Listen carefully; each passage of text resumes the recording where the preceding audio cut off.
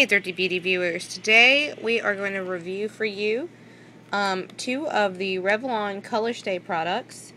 First, I want to review, well not first, but the two that we're reviewing is the Revlon Colorstay Eyeshadow Quad. You get 4 eyeshadows in this. And I picked up, well I was sent by my sister. My sister actually picked these up at her local Walgreens on clearance sale. She picked up number 590. Sunswept, excuse me. These are nice little shadows because you get the 4 colors and they give you a great look on the back. So, as you can see, they show you where you can put your colors instead of like engraving in the shadows, kind of like what Mile does, like lid, crease. They just kind of give you a diagram. You got your 1, 2, 3, and 4, and then they show you where 1 is, where 2 is, where 3 is, where 4 is. To make this look, you don't have to follow this, of course. Revlon says the Colorstay eyeshadows are a 16-hour eyeshadow. I don't know how true that is, but I'll let you guys know. About 20 minutes ago, I went ahead and did all my swatches because this is a long stay makeups collection. I did pick up the Revlon Colorstay 24-hour makeup in number 200 in nude, which I would have never guessed was my color, because if you look at my color next to this, it looks a little light. I look a little lighter than this, but this turns out to be literally like the perfect shade. I would have never bought this on my own. I'd have went with something lighter. My sister got this. It was a little dark for her, and so she sent it to me after sampling it once and was just like, well, it's a little dark for me. And it turned out to be the perfect shade for me. It says it wears for 24 hours. It's supposed to be a flawless, lightweight look and feel. And again, packaging-wise, standard. Could have come with a pump. I think you can buy pumps extra that'll fit on a bottle like this, though. So, if you're really adamant. I don't know how well it worked with a pump. This is a thicker formula. As you can see in the cap, it's got like a little bump of liquid in there, and that is not coming out. Like, when you use it, you can actually turn this upside down. Nothing's going to pour out. Like I said, it is a thicker. So what I had to do to actually use it and to sample it for you guys, see how it popped in the bubble, it's like a mousse texture almost, but not as thick, is I took just and I had to use a piece of this for manicure the other day. I know my nails are messed today, guys, sorry. And I had used this one, and I just put it over the top and got a little bit out, and then sponged it on. And that's my preferred application with any foundation for the most part. I do use a brush sometimes. Now, with this alone, I would say the coverage is good, but not as good as it can be. I will say that it does tend to look a little cakeish. I don't know if that's just me or for everybody. I even mixed up the bottle quite well and then went back and tried to reapply, but I can honestly say it was a little cakey, even now, even with primer. So I decided that I was going to use my sample of Rimmel Fix and Perfect Pro. It is a base primer. It says it's in 002. I'm going to show you what this looks like. There's no color. It is a white cream that turns clear once you get it on. So that's that. And I used that in one of the squares. I sectioned my hand off into 3 sections. One section was for the Rimmel, one was for it by itself, and then I recently picked up and fell in love with the Baby Skin Instant Pore Eraser, which you can use under foundation as well, kind of like a primer. It's silicone based, and I used this on another section, and with the Baby Skin, I do have a review video of it, but it's clear. It's a clear silicone based product. I'm going to show you this really quickly. Let me see here. Now, as you can see this on my hand, it's just very, like, silicone. Kind of reminds me of Vaseline at first. But then when it rubs in, it leaves it silky, small, soft, and smooth, and you don't have that Vaseline effect. So, we're going to start out, as you can see, I sectioned it in 3 sections over my tattoo, so you can see coverage-wise, and on another side. Now, first thing I should probably do is show you guys, I don't have the best skin tone. My veins, because my skin's so pale in areas, and I have splotchiness. As you can see, I have tan little areas in between the veins, and then you'll have some white areas. Definitely not the most uniformed skin tone. So both hands always look like this. This is not like one hand that's weird. So first off, I can say with this, great job at uniforming the color out. As you can see, my hands are a little lighter than my face right now, so this is a little dark.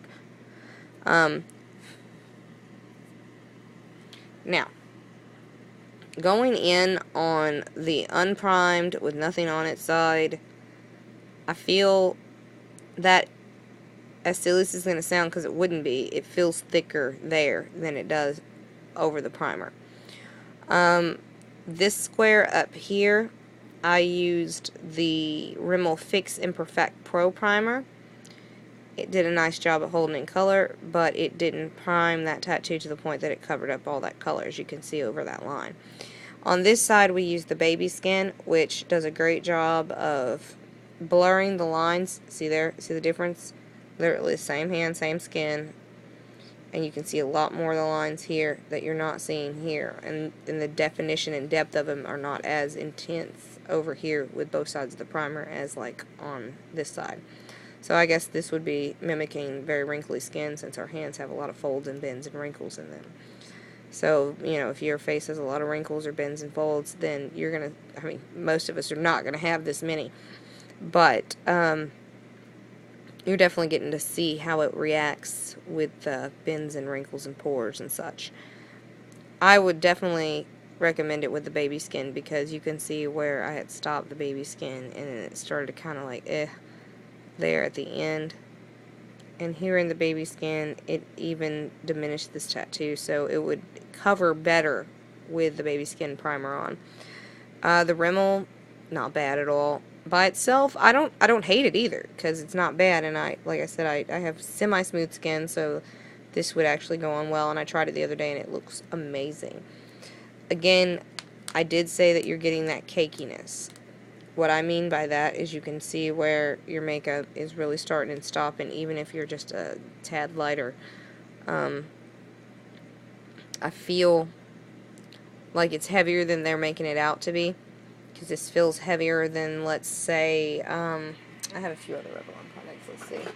I have the Revlon Photo Ready Airbrush. This is definitely about 4 or 5 times lighter than this one would be, because even, yeah, there's just a big difference. And, you know, like with the BB cream, I have some of the BB creams. This is definitely lighter. The BB cream is lighter in weight than the Revlon 24 Hour. Colorstay, and I have a few others like the Fit Me from Maybelline, and this one's definitely lighter than this one as well. So, and like that's what I was saying, is I usually buy a lot lighter colors, but this one seemed to be perfect for me right now. And the application process, I did not try it with a brush. I did when I wore it the other day, and it seemed okay. But I did feel like you could tell I had foundation on for sure. There was no questioning, you know, I definitely had used some foundation. There was just that powdery yet not wet, cakey look to it at the end. I didn't like the finish on it. I absolutely, some people don't like this one because it kind of leaves it a little moist looking, but I think this one makes me look like a natural dewy skin more so than this one does. This one has a little bit of the powderiness to it at the end, so it does. The BB cream is great because it just looks like moisturizer's on. But this one, I can tell. So use this sparingly. You don't need a whole lot. Now, going on to the eyeshadow, it's honestly just an eyeshadow. I don't see anything special about it. The pigment's good. The powders are a little dry. I can say they're absolutely a little dry. With a primer, they go on nicely. Without a primer, they're not so great. So you get the quad eyeshadow, and you get the sponge applicator here. For I guess 2 of the colors are a little bit bigger. I'm not sure why they did that. Let me see what colors they're for. Okay, so no, it doesn't make sense like that either, because you're definitely going to use a lot more of 2 4 and 1, then you're going to use a 3 if you're using their lookbook, and 3 is one of the biggest colors in there. So yeah, I don't understand the concept of making them different sizes. I would have much rather had them all the same size, so you're getting the same product. So if you wanted to use that look over and over again, you'd have the product to do so. But I went ahead and swatched these, and I swatched them with a primer and without a primer. And I didn't use a specific special eyeshadow primer. I literally pulled out the Rimmel Fix and Perfect Pro. So if you have a really good eyeshadow primer, these may even work better. They don't tell me a color. As far as individual, you really just know that this is Sunswept number 590 as a whole, as a collection. Let me double check here. Yeah, there is no additional information to tell you that the colors of each. Now, this is a very like pearlescent white, and it definitely reads very pearlescent white, so the color's pretty true, even for the dry swatch as opposed to the prime swatch. Very true to color. And then there's this pearlescent peachy pink. Yeah, it's definitely got some peach in it, but some pink, and I see some tan tone to it too. But it definitely swatches out. And then right here. And then there's a brown. They all have a little shimmer sparkle to them. And you see the brown and then the blue. And again, they're all very vibrant, even when swatched naked on naked skin, and then versus swatched on the primer. You can see a difference, especially in person. But you can see that brown's a little lighter, and there's definitely a good consistency to it on the prime side. But that pretty much concludes our Revlon review. I hope you enjoyed, and I hope you check back soon.